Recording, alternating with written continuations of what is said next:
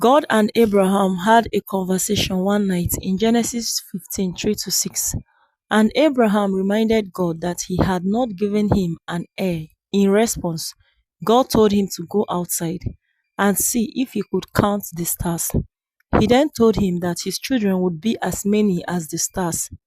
You might wonder, why did God have to tell Abraham to go outside and look at the stars? Why didn't he just tell him that his descendants would be so many that it would be impossible to count them? I believe it was because God needed Abraham to see what he would be getting. Similarly, in Genesis 13:14-17, God told Abraham, "All the land you see shall be yours."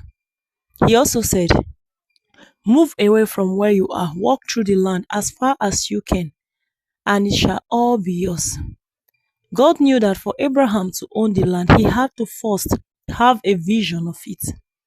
In any situation you find yourself, what you see is what you will get. In an economy where people complain that things are tough, if you see poverty, that is what you will get.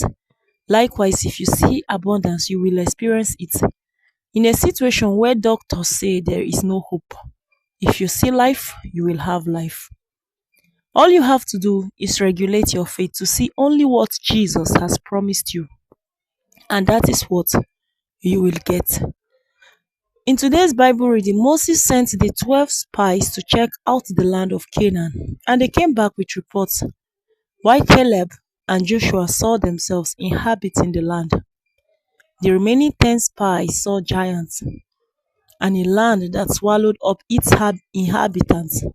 Joshua and Caleb saw God's mighty ability, but the others saw themselves as grasshoppers.